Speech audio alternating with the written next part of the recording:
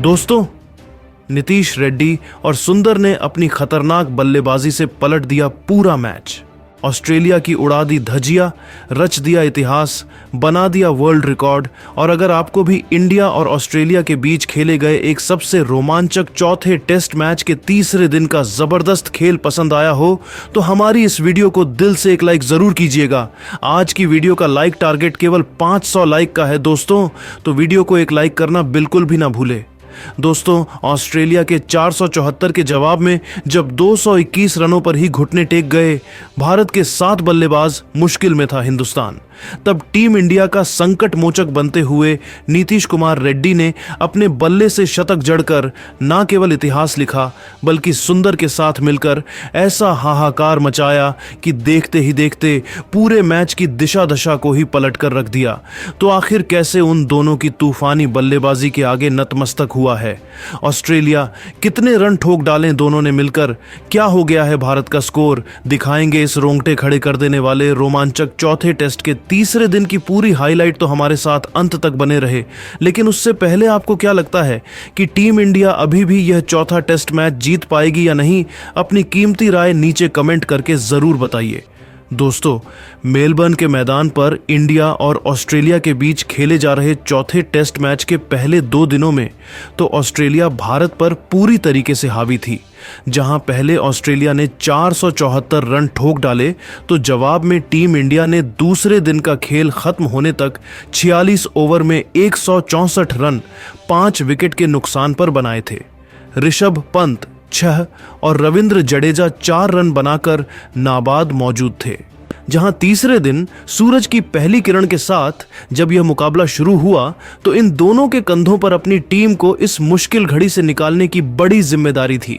और आते ही इन दोनों ने फिर ऐसा पराक्रम दिखाया कि देखते ही देखते पूरा मैच ही बदल डाला।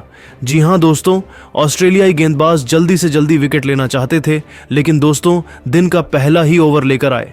पैट कमिंस की चौथी ही गेंद पर शानदार चौका लगाकर ऋषभ पंत ने दिन की एक जबरदस्त शुरुआत की थी और ऑस्ट्रेलिया को अपने खतरनाक इरादे भी दिखाए थे।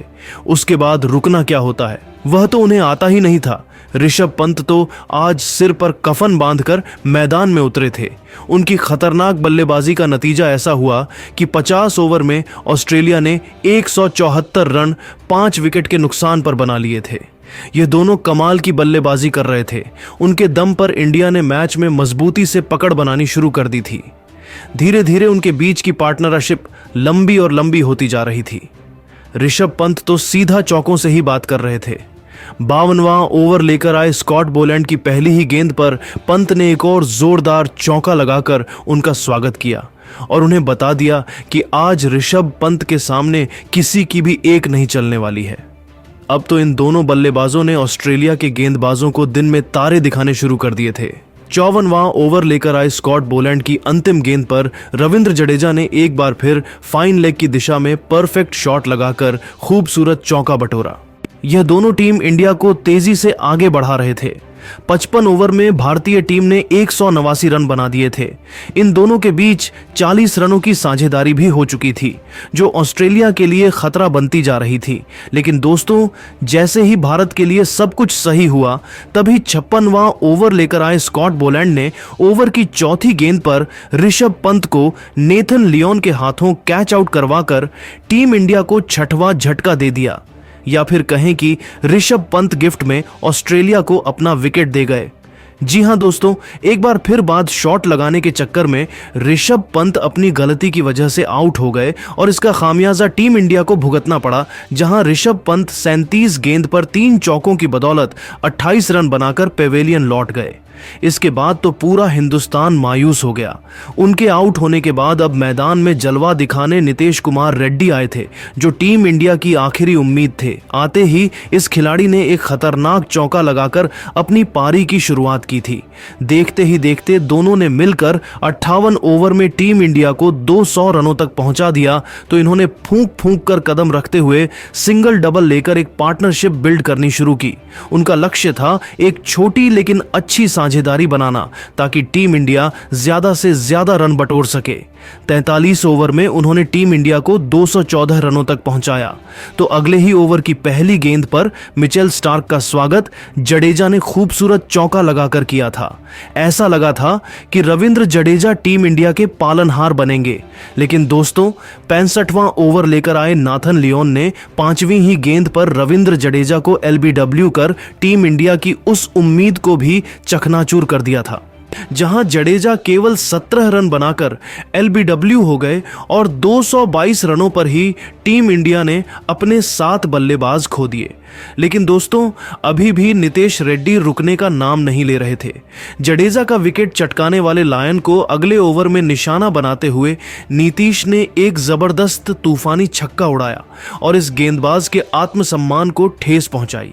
तो उसके बाद नितेश का बल्ला गरजना शुरू हुआ तो उन्होंने वॉशिंगटन सुंदर के साथ मिलकर अपने बल्ले से लाजवाब काम करना शुरू कर दिया।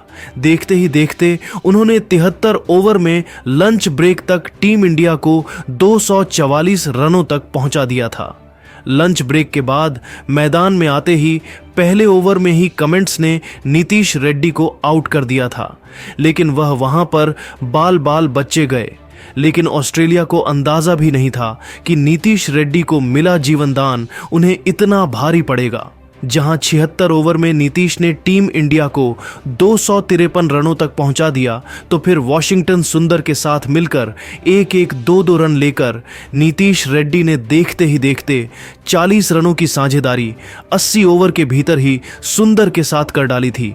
टीम इंडिया 260 के पार थी। तो दोस्तों देखते ही देखते लोन वॉरियर की तरह नितेश रेड्डी ने 83वें ओवर की तीसरी गेंद पर मिचेल स्टार्क के खिलाफ ही चौका लगाकर अपनी धमाकेदार हाफ सेंचुरी भी पूरी कर ली थी। तो फिर अगले ही ओवर में सुंदर और नीतीश ने मिलकर 50 रनों की एक खतरनाक साझेदारी को अंजाम देकर ऑस्ट्रेलिया के होश उड़ा दिए थे। ऐसा लग रहा था टीम इंडिया की गाड़ी पटरी पर वापस आ रही है। ऑस्ट्रेलिया के खेमे में हड़कंप मचा हुआ था। इस पार्टनरशिप ने उनके चेहरे पर टेंशन ला दी थी। उन्हें जल्द से जल्द विकेट चाहिए था, क्योंकि टीम इंडिया अब मैच में तगड़ी वापसी गलती नजर आ रही थी। जैसे पिछले मैच में किया था, यही डर उनको भी सता रहा था। 88 ओवर में टीम इंडिया 294 रन बना चुकी थी। ये दोनों बेखौफ अंदाज में ऑस्ट्रेलिया के गेंदबाजों की कुटाई किए जा रहे थे। पलक झपकते ही टीम इंडिया 300 रनों के पार थी। एक बहुत बड़ा माइलस्टोन इन दोनों ने पार कर लिया था। ऑस्ट्रेलिया को तो अभी भी समझ में नहीं आ रहा था क्या किया जाए। पेट कमिंस से लेकर नाथन लियोन, मिचेल स्टार्क, हर एक गेंदबाज उनके सामने आज तो बेबस नजर आ रहा था। और 300 पार करते ही यह तो कहर बनकर ऑस्ट्रेलिया पर टूट पड़े। 94वें ओवर की अंतिम गेंद पर नीतीश रेड्डी ने एक बेहतरीन चौका लगाया, तो 95वें ओवर की पहली ही गेंद पर मिचेल स्टार्क का स्वागत सुंदर ने चौके से कर ऑस्ट्रेलिया के खेमे में हाहाकार मचा दिया था। देखते ही देखते दोस्तों उन्होंने फिर ऑस्ट्रेलिया को कोई और सफलता हासिल नहीं होने दी और टी ब्रेक तक 97 ओवर में टीम इंडिया ने 326 रन बना लिए थे, जहां 85 रन बनाकर खेल रहे नितेश रेड्डी अपने शतक के बेहद करीब थे।